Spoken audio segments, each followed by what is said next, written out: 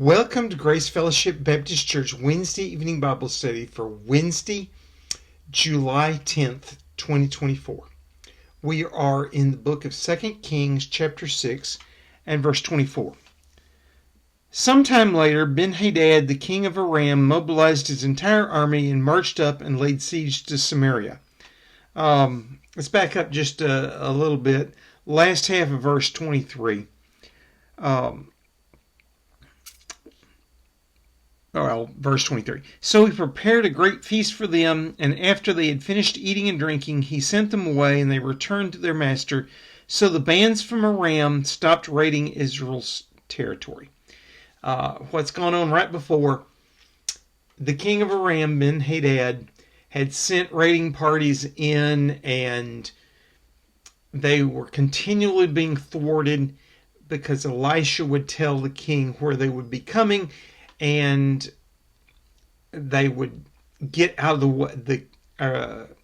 Israel's army would get out of the way, make sure they didn't have anything left behind for the raiding party to steal, and that kind of thing, and were prepared. And eventually they figured out that it was Elisha telling on them, and so he sent a raiding party to go kill Elisha and besieged his little town. And Elisha had his servant see that there was more around the Lord's army, flaming chariots, flaming horses, around than the Armenian army.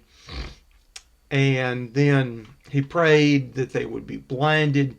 They were blinded. He went out and talked to them, led them to Samaria when they were totally within the city.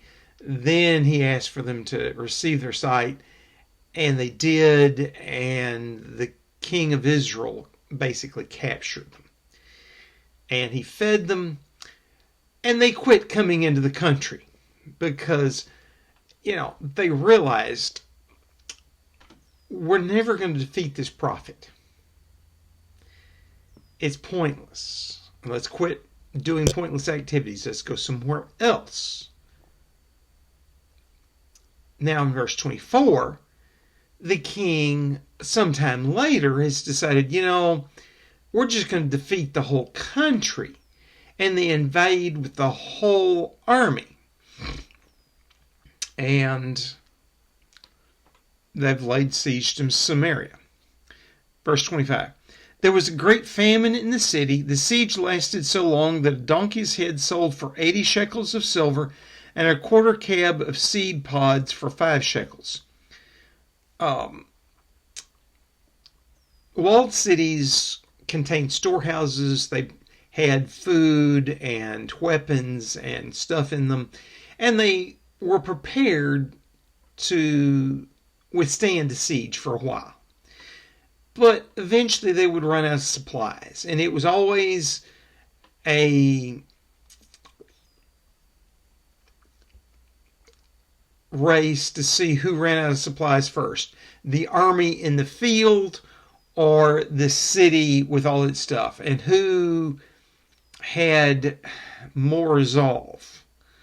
Because the army in the field was vulnerable. If you could sneak a messenger out, you could sneak it out to a foreign country and say, hey, come help me. I'll be your ally if you'll come attack my enemies. And when you attack, we'll come out of the city and attack. And together we can defeat this army. Or go attack their cities since their cities aren't defended. Since the army's at my city. And when they get word and, you're likely to run in and get stuff and get out, when they hear of it, they'll run off, and then, I'll be out of siege. There's all kinds of strategies there. And who has more resolve? Who can last longer? The army in the field that doesn't have enough supplies, and they have to surround the city and attack it. And a walled city is a very hard thing to take. A frontal attack is nearly suicide. and building a siege ramp up against it, putting siege equipment up against the wall to take it down. Those are expensive and risky things to do. And, the normal strategy in that day and time is you surround it, make sure they get nothing in or out, starve them till they're willing to give up, and then you accept their surrender and you take over the city. That was the normal strategy. It's at the starvation stage. They're at the point where a donkey's head was selling for about 2 pounds of silver. A donkey's head is not great food.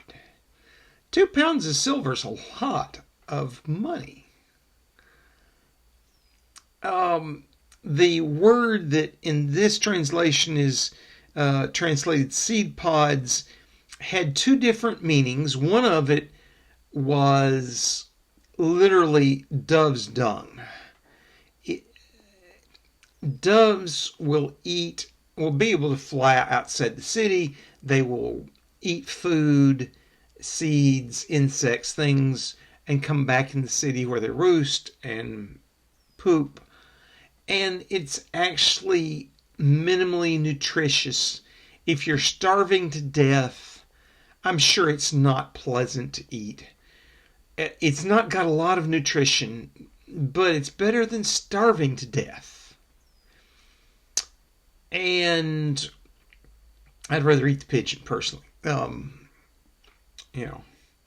that kind of case, I might try to figure out how to pressure cook the feathers and skin and eat it all. I mean, not sure I'd stomach dove's dung. The word also meant, at a much later point in time, we have documentation that it meant carob pods.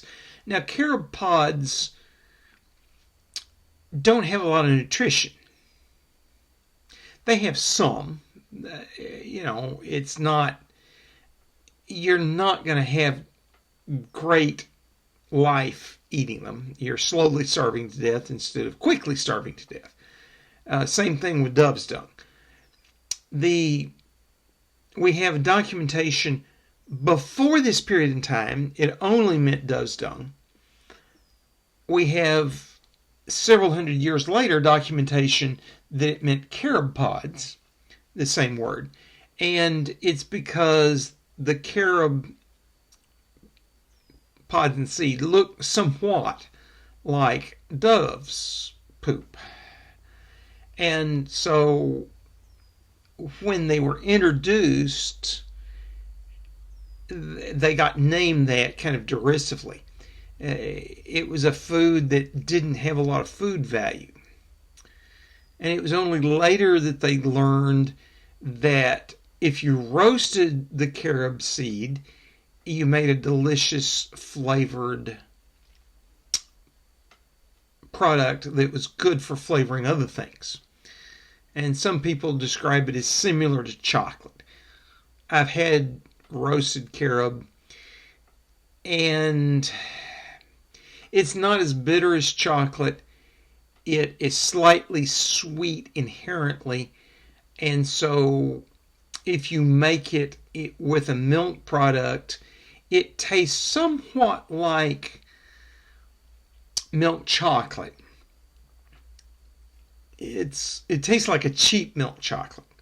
It has no caffeine in it. It has no theobromine in it. It is safe for dogs to eat, which chocolate is not. It doesn't cause you the stimulation that chocolate would have. So it was a flavoring agent, but the unroasted seeds don't have a lot of flavor. They were not widely grown. Now, the thing is, carob will grow under very poor conditions. So if you're in siege in a city, you might plant carob because you don't have to water it. You don't have to tend it. and it'll produce something you can eat, and you can eat the leaves, and etc. So they may have been growing carob. We have no evidence that it was yet in that part of the Middle East. It came from apparently what's now Afghanistan and slowly spread. We know it spread into India and China and Southeast Asia first, and actually the traders brought it to what's now Yemen and then into Israel from that route from Southeast Asia. So it went the roundabout route. It didn't come through what would have been Aram to get to Israel, which would be the direct route. We have no evidence that it was yet in Israel. So we're not sure which meaning the people that wrote this meant. Were they so starving they were willing to eat bird poop and buy it for basically 2 days' wages for a pint? If so, they were pretty hard up. Or were they growing a very low nutrition plant that didn't take a lot of input and, eating a pint of it for 2 days' wages? Well, if that, they were still pretty hard up, just not quite as hard up. But it's an indication that the city is consumed with famine. Inflation has gone ridiculously high. People are considering eating things they normally wouldn't eat. Carob, donkey's heads, etc. And they're willing to pay really good money for it. Means the animals are beginning to die. It's that hard that you're willing to sacrifice your donkey to have something to eat and sell the flesh and, even the head. So, things are bad.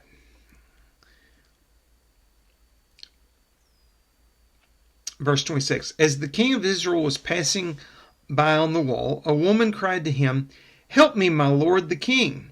The king replied, If the Lord does not help you, where can I get help for you? From the threshing floor?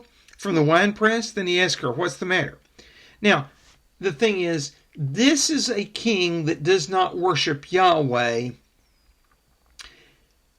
He does not respect Yahweh. She calls him master, that word for Lord. He turns around and says to her, if Yahweh won't help you, where can I get help? So he is running down Yahweh's reputation.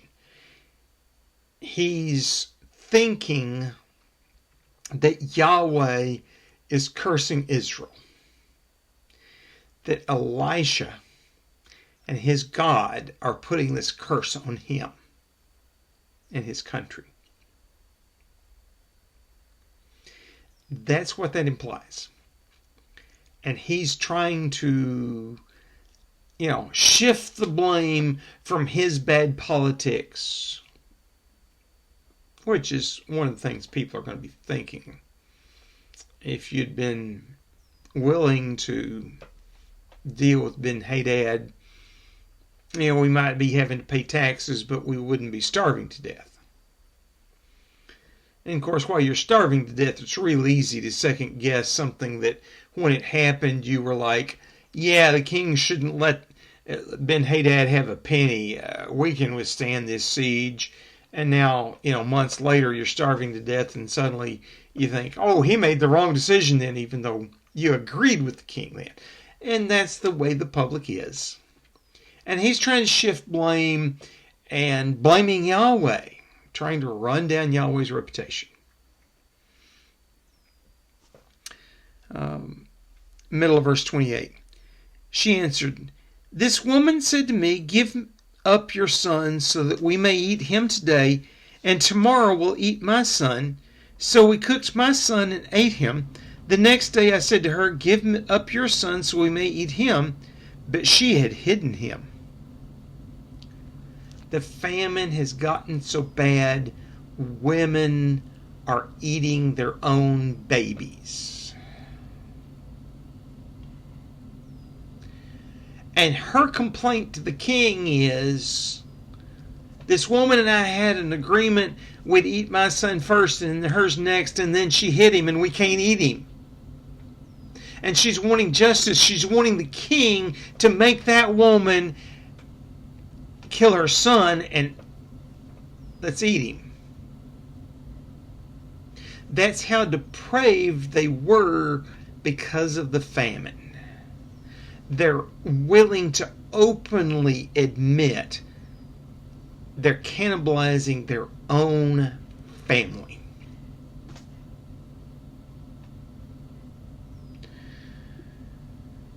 Verse 30, when the king heard the woman's words, he tore his robes.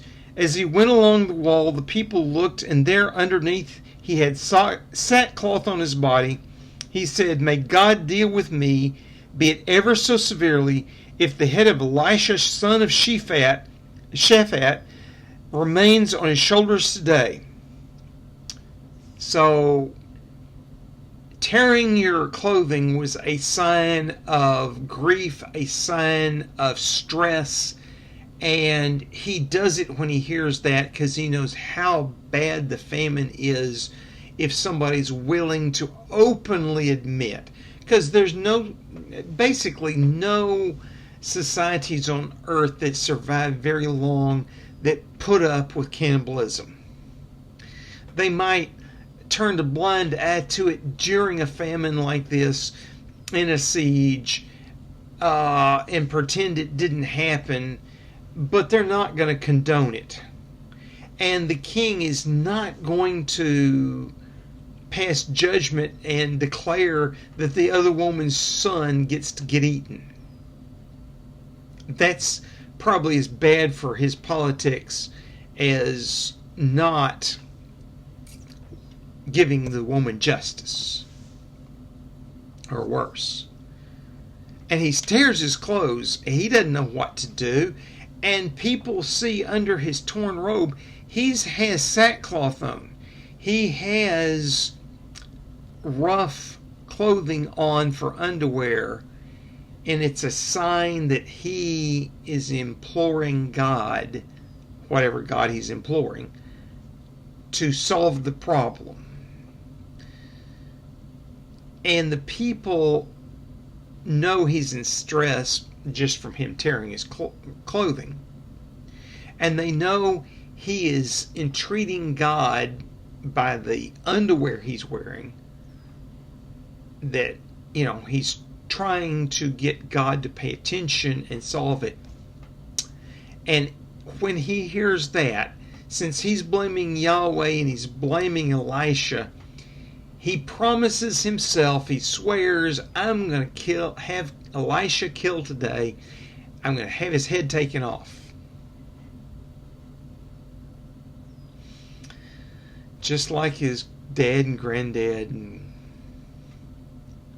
he's an immoral man.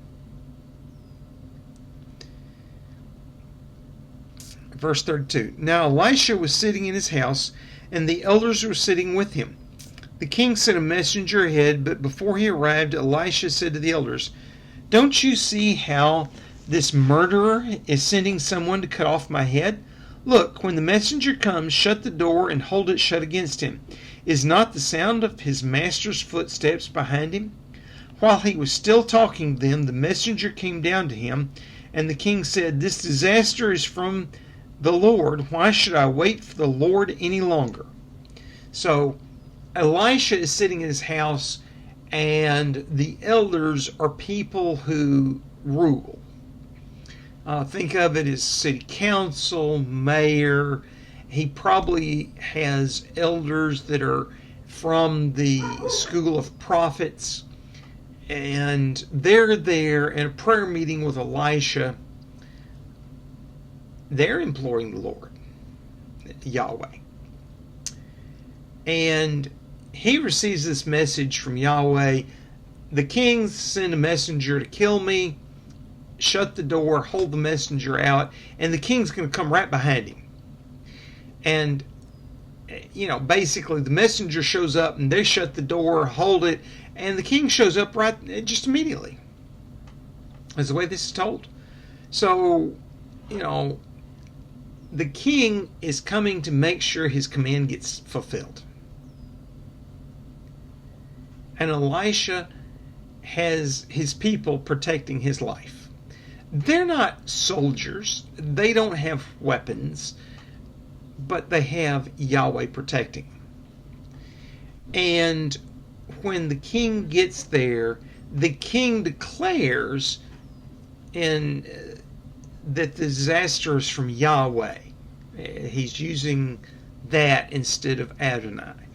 That he's acknowledging this is from Yahweh. He's repeating that message that he repeated on the wall, and he's trying to blame God. And in one sense, God has sent this, but it's a natural thing. Ben-Hadad has a bigger army, and he's outside the wall, and nobody's been out to go harvest their fields, and it's gone on long enough. You've used up the stored food, and probably Ben-Hadad and his army are beginning to go harvest the Israelite fields. It's been long enough that they're beginning to live off the land.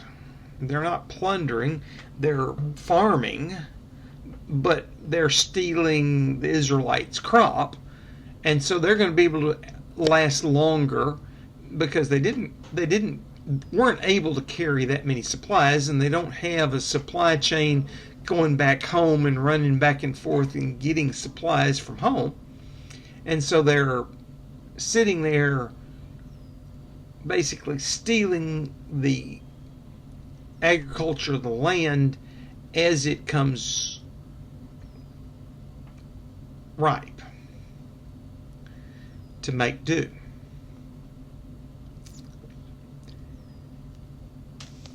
And the king is asking, why should I wait on Yahweh any longer? He's basically implying, Elisha, it's all your fault. Your master Elijah has caused us problems. You have caused us problems. Let's just take care of this ourselves and, eliminate you, and you can't cause us any more problems. And why should I wait? Yahweh's not helping me. Now, he doesn't worship Yahweh. Why should Yahweh help him? He's not imploring Yahweh. He's not asking Yahweh for help. He's blaming him.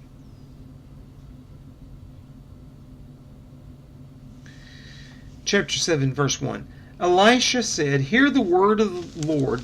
This is what the Lord says. About this time tomorrow, a seah of flour will sell for a shekel, and 2 seahs of barley for a shekel at the gate of Samaria."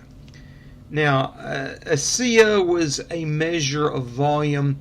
It was used for dry goods. It's about 7.5 liters. So, 7.5 liters of flour. A shekel was a day's wage, basically. 2/5 of an ounce of silver. And so, they're starving to death so bad, they're eating their own children, they're eating donkey heads and paying exorbitant prices for it. They're either eating bird poop or they're eating non-nutritious food that they can grow themselves in the city and paying exorbitant rates for it. And Elisha's saying, hey, tomorrow at this time, you're going to be able to buy flour and barley at, expensive rates, but not any more expensive than sometime it gets in the middle of the winter when things get kind of tight. That is an amazing statement.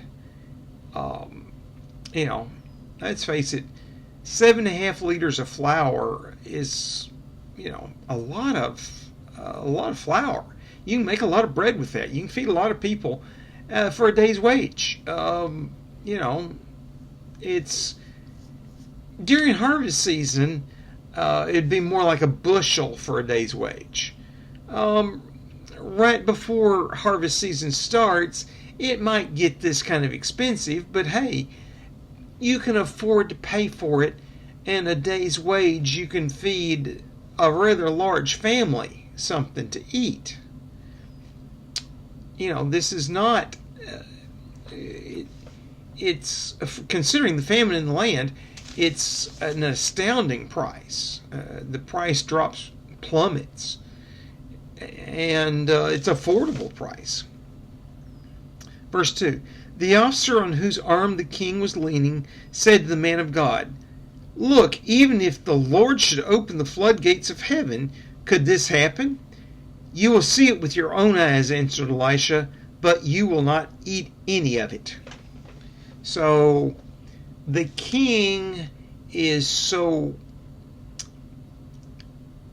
old or so ill, so starved, that he has to have an official to lean on to help him get around. And this official, because he's the king's personal helper, has a lot of influence, and he dares to ask, hey, if God opened up the storehouses of heaven and dumped grain on us, could this even happen? He's doubting that Yahweh can make it happen, and he's explicitly and somewhat derisively saying that God can't do it. And Elisha just shoots back immediately, "You will see it, but you won't get to taste it." Now, he's a strong enough man that the king can lean on him, and he can support the king. He's an important enough man that he will get something to eat even when everybody else starves to death. And so when the food becomes abundant enough that people are not paying high prices for it, excessively high prices for it, he's going to get to see that happen but not eat any of it. Yeah, that doesn't make any sense. Elisha's not telling him you're going to die directly, but that's what Elisha's basically saying. You're going to get to see it happen, but you'll be dead before you get to eat it. Verse 3. Now there were 4 men with leprosy at the entrance of the city gate. They said to each other, "Why stay here until we die? If we say we'll go into the city, the famine is there, and we will die. If we stay here, we will die. So let's go to the camp of the Armenians and surrender. If they spare us, we live. If they kill us, then we die." They're being fatalistic. And the truth was, with the siege going on, their relatives that were in the city were not bringing them any food. So they were starving to death just like the people in the city.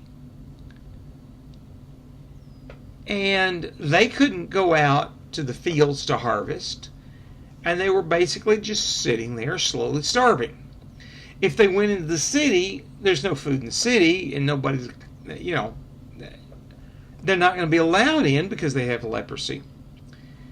If they stay where they are, they're going to starve to death. If they go in the city, they're going to starve to death.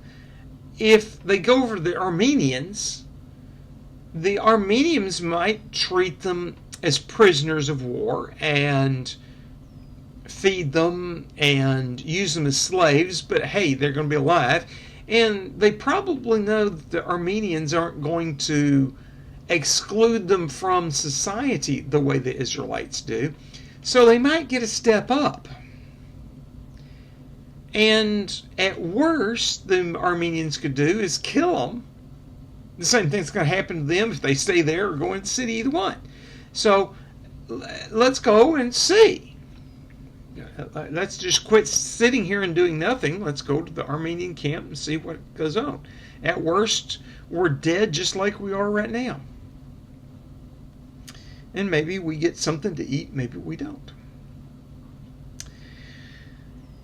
Verse 5. At dusk they went up and went to the camp of the Armenians. When they reached the edge of the camp, not a man was there, for the Lord had caused the Armenians to hear the sound of chariots and horses and a great army.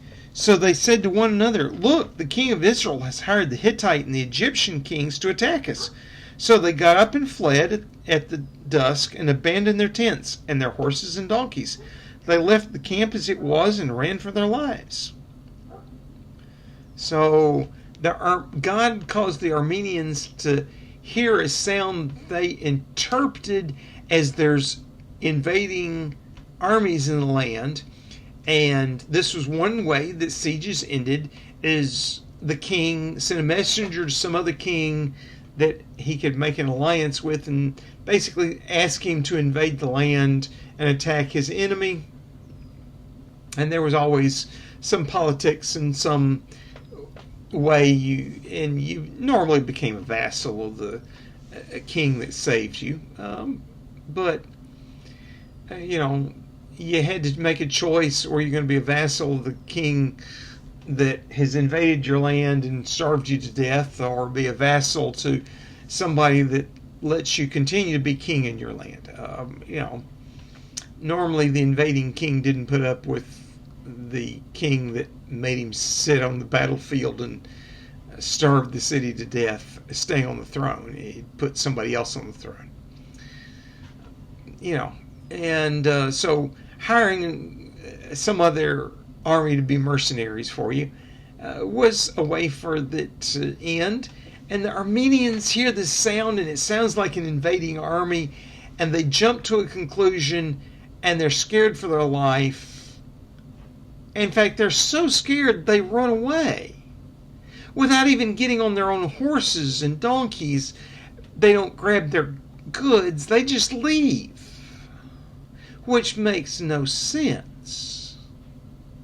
But of course, this is from Yahweh, and he's making them scared and not thinking rationally, and everybody runs, and they run for their life, because they know if the invading army is there, if they find an empty camp, they're going to declare victory, and the king of Israel is saved, and he gets to be a vassal, and the invading army didn't have to do much work, and they got a lot of reward for it.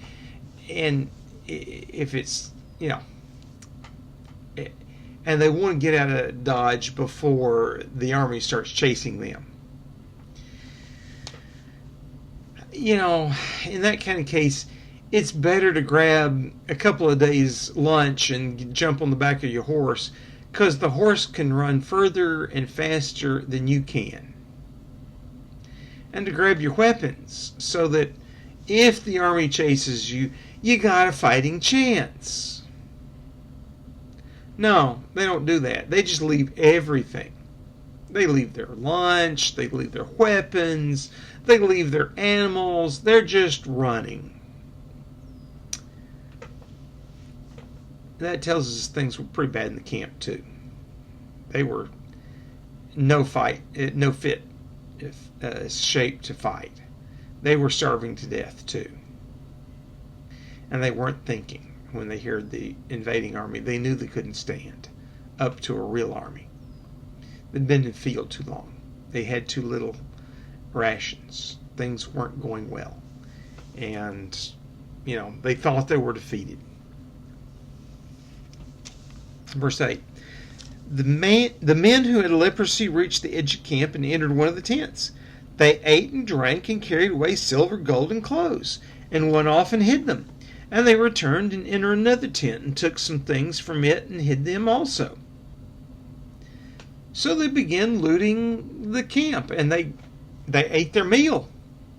and they're finding, expensive things, gold and clothes, and and they're, oh, let's get wealthy. Verse 9. Then they said to each other, we're not doing right. This is a day of good news, and we're keeping it to ourselves. If we wait until daylight, punishment will overtake us. Let's go at once and report this to the royal palace. They had some basic sense of justice that, they knew this was a day of good news, and if they waited the morning and, it was found out that they didn't report it, they'd be in trouble. And, they should share the good news. Verse 10. So they went and called out to the city gatekeepers and told them, we went into the Armenian camp, and not a man was there, not a sound of anyone, only tethered horses and donkeys, and the tents left just as they were. The gatekeeper shouted the news, and it was reported within the palace. So they report the news, and the news is reported on. The gatekeepers probably know these lepers. They know they're the men that are outside the gate, and they're reporting there's nobody in their Armenian camp. The gatekeepers, their job is to keep the gate shut. They're not going to go investigate. That's not their job.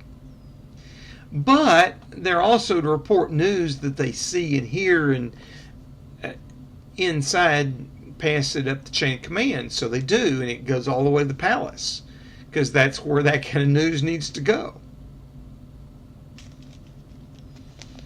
Verse 12. The king got up in the middle of the night and said to his officers, I will tell you what the Armenians have done to us. They know we are starving, so they have left the camp to hide in the countryside, thinking they will surely come out, and then we'll take them alive and get into the city. So the king's paranoid that basically he's fixing to be ambushed, and if the people find out there's food, they're going to run out en masse and leave the city undefended, and then the army's going to fall on them, attack them, and get an easy into the city through an open gate, and the people are going to be defenseless, and they're going to blame him, and things are going bad. He's got a very dim view of how things are going, and he's pessimistic.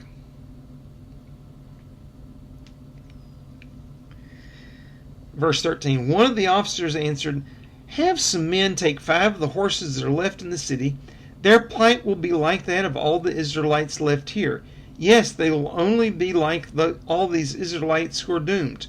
So let us send them to find out what happened.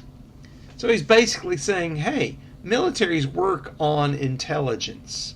Let's send some troops out to gather some intelligence and see what happened. If indeed the Armenians have left their camp and fled, they'll find it out.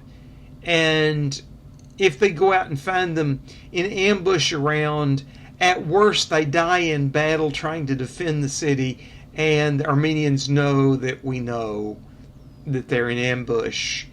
And maybe they'll get back to the city and we know that they're in ambush.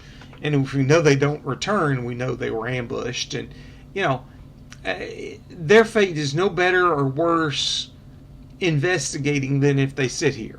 So let's send them out. Let's order them. If we order them to their death, well, ordering them to stay here is their death. And if, he's just as pessimistic, but he's saying, at least let's do our job of getting military intelligence. And so, it's a reasonable thing, and all the military men are going to agree with it. And honestly, even the soldiers that are sent out probably agree with it. They don't like the dread of sitting there and just waiting for the inevitable. They'd rather go out and die gloriously in battle, even if it's a lost cause, than sit in the city and die ingloriously from starvation. So it's probably pretty easy to find some volunteers to go ride out and see what's going on. Verse 14. So they selected 2 chariots with their horses, and the king sent them after the Aramean army. He commanded the drivers, "Go and find out what has happened." They followed them as far as the Jordan, and they found the whole road strewn with the clothing and equipment the Armenians had thrown away in their headlong flight. So the messengers returned and reported to the king. Then the people went out and plundered the camp of the Armenians. So a seah of flour sold for a shekel, and 2 seahs of barley sold for a shekel, as the Lord said. So they sent the scouts out. They decided to send chariots out.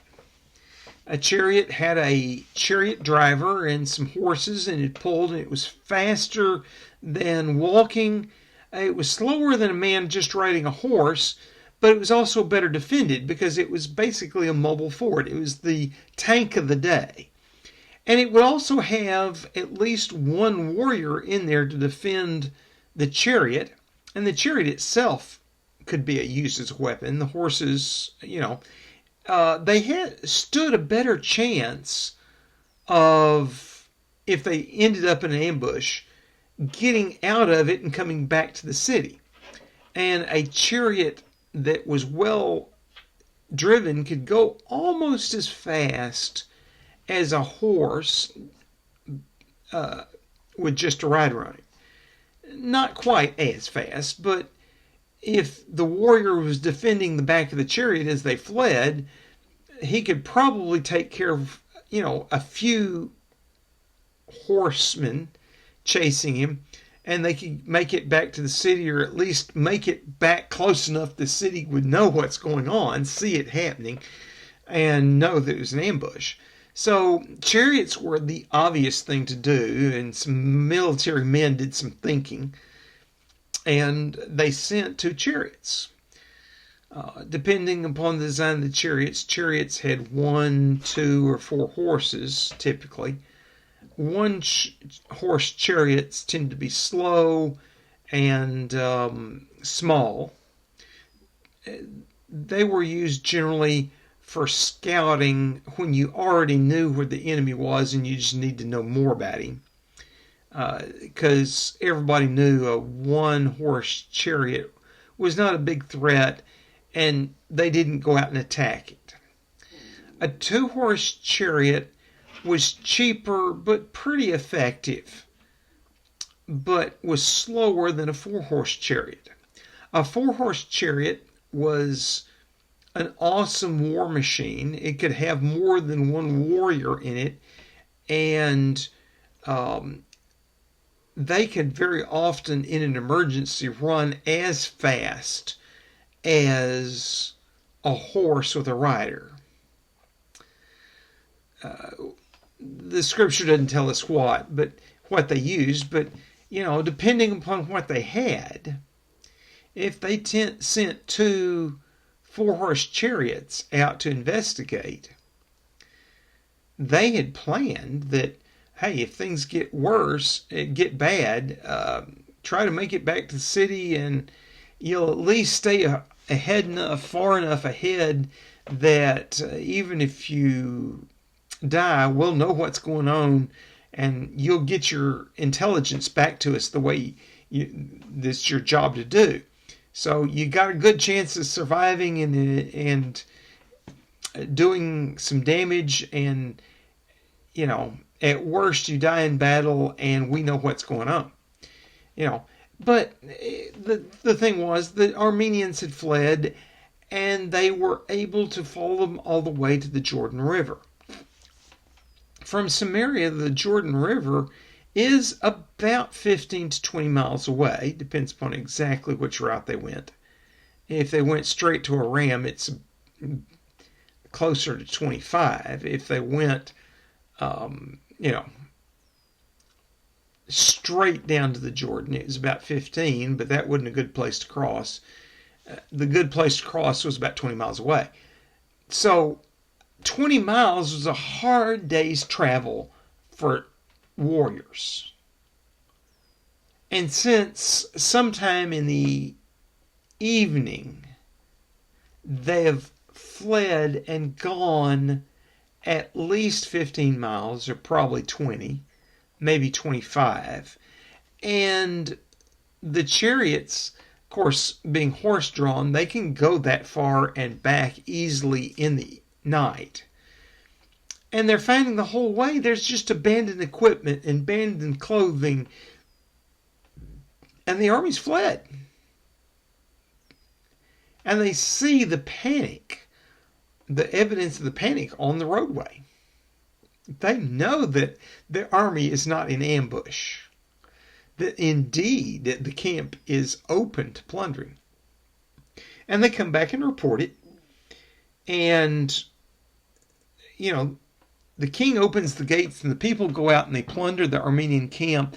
And indeed,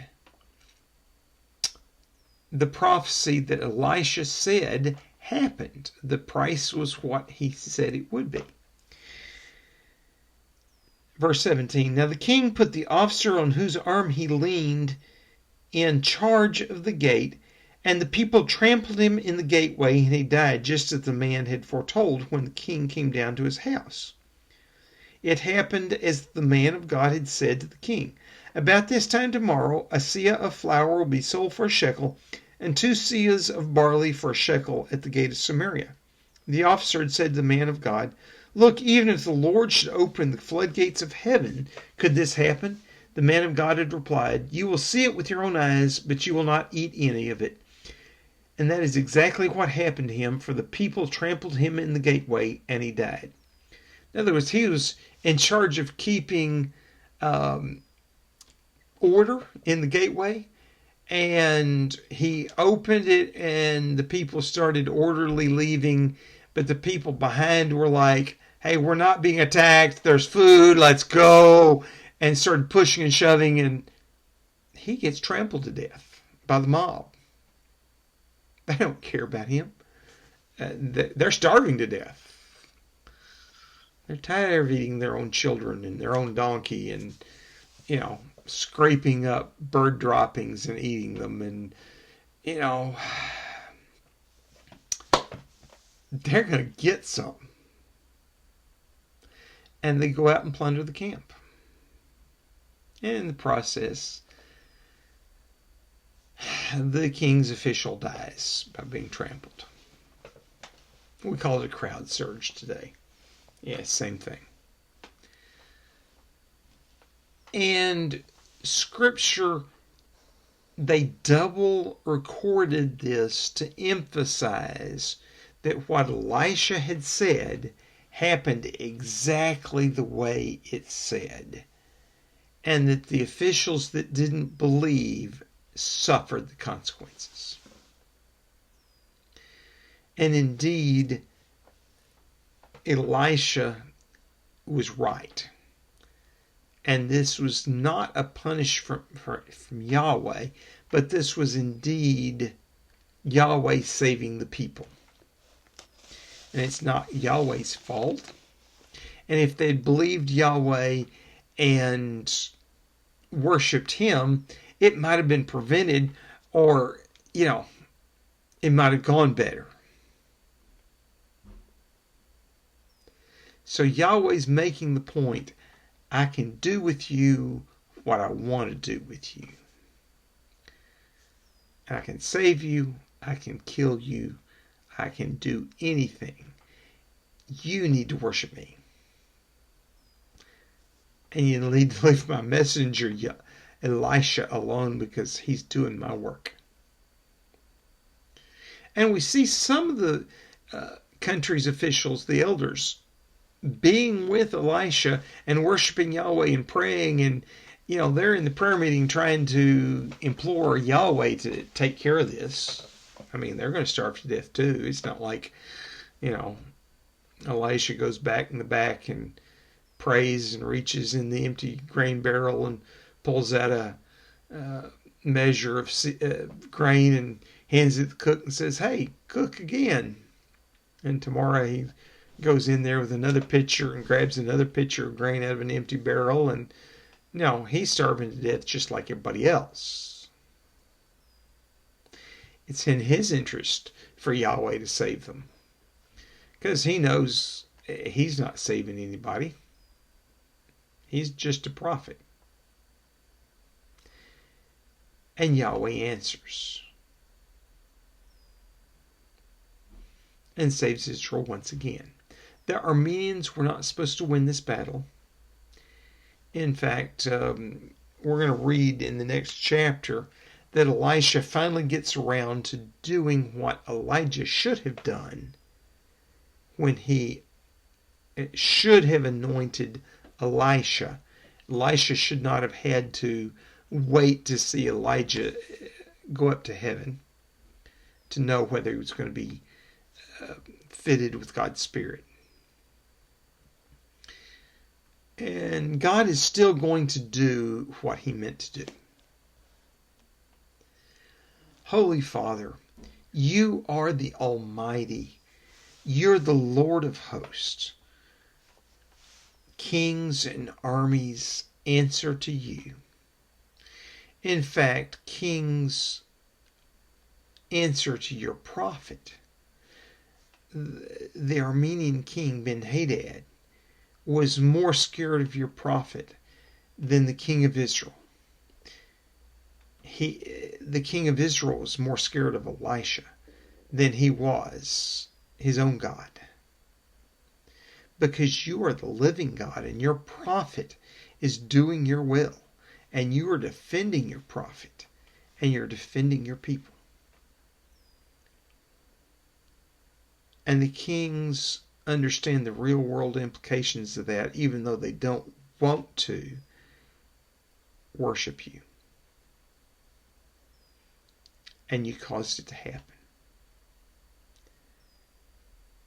Lord, you are a miracle working God.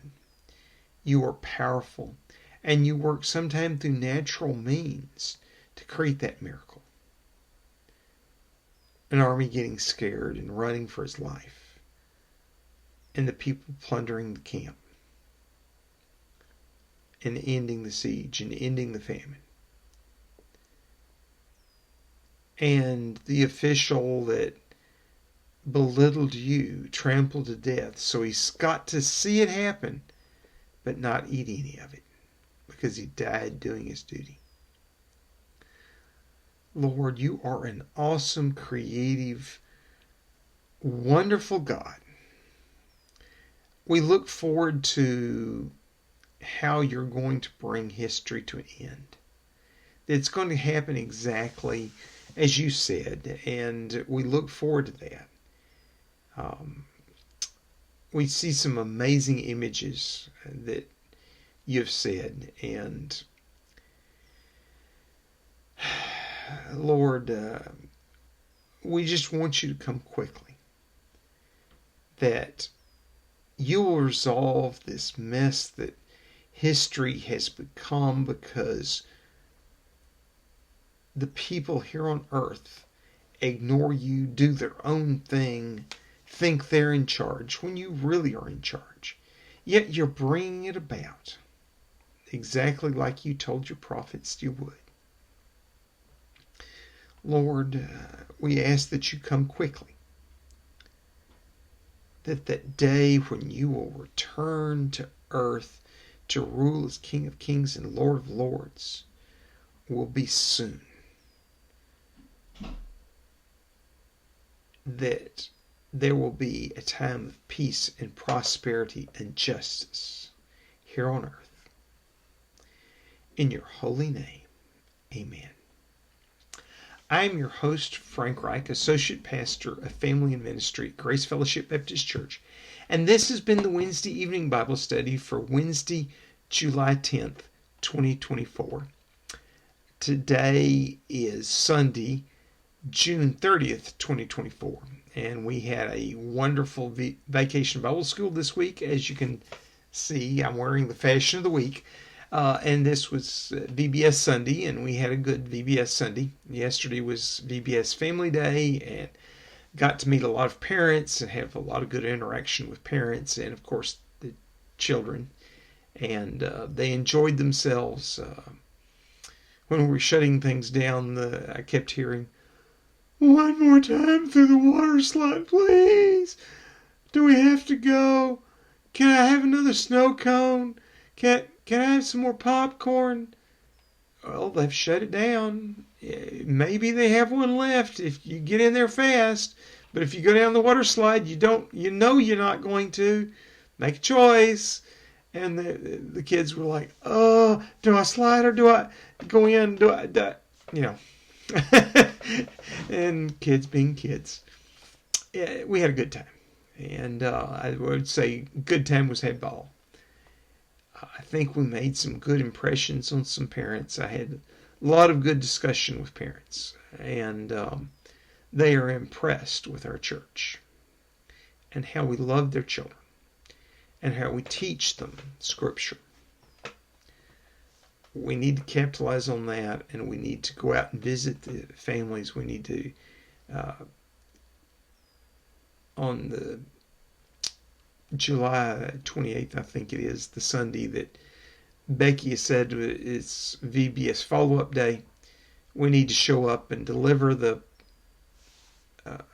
care packages to the families to tell them that we still care for them, still love them and their kids. We need to follow up, and if you know them, talk to them. Invite them to know Jesus as Lord and Savior. Invite them to attend. We need to do our part. And part of that part is pray. And pray for these children. We had 3 saved this week, and others that are considering. We need to pray for them, for their families. We need to pray for the Burmese church, the International Harvest Church that meets in our building. They're going to have Vacation Bible School this coming week. And we need to pray that they will have as much or more spiritual success as we did. So that they can have people come to know you, the Lord, too.